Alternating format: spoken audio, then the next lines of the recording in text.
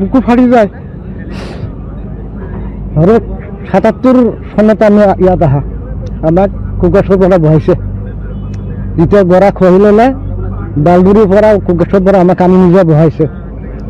বহাৰ পিছত কিমান দিন থাকি তাৰপিছত দবৰা দবৰি কৰি তেজপুৰৰ পৰা মানে ৭৫ বিঘা মাটি এলটমেণ্ট হ'ল আমাৰ নামত। ৭৫ বিঘা হোৱাৰ পিছত হাকিম আহি চিৰকৰ মাৰিলে। মাৰাৰ পিছত ভিৰৰ ৰাইজে আহি হাকিমক উঠাই ল'লে।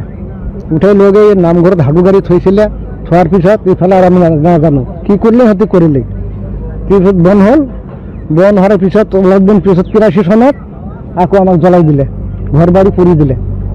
পুৰি দিয়াৰ পিছত এইবিলাক ডকুমেণ্টছবিলাক ক'ত জ্বলিলে, ক'ত কি কৰিলে এইটো আৰু পাত্তা নাই। এতিয়া ক'লৈ যাব আপোনালোক? যাবলৈ ৰাস্তা নাই। এতিয়া ক'ত আছে? ইয়াতে আছো, উচ্ছেদ কৰা জেগাতে। উচ্ছেদ কৰা জেগাতে আছো। এতিয়া ৰাস্তাতে থাকিব লাগে, উপায়তো নাই। ইফালেতো বানপানী, ক'ত যাম? ঘৰ দুৱাৰ ভঙা হৈছে আপোনালোকৰ? ঘৰ ভাঙিছে। এতিয়া আছো আৰু কাৰোবাৰ ঘৰত যাই ৰাতি দুই কটাইছো। এতিয়াতো ইয়াতে থাকিব লাগিব, ৰাস্তাতে থাকিব লাগিব। ৰাতি ধাৰাসাৰ বৰষুণ দিছিলে। পুৰা ধুমুহা, পুৰা ধুমুহা ৰাতি। এইটো তিৰফুল না ক'ত মানিবি বাহাত? ঘৰে নামানে আৰু তিৰফুল ক'ত মানিব? কষ্ট মষ্টকে থাকিব লাগিব, উপায়তো নাই। পূৰ্বে ক'ত আছিলে আপোনাৰ? এই বালিডুৰি, এইটো বালিডুৰি, এইটো বস্তি, এইটো গোটেই নদী।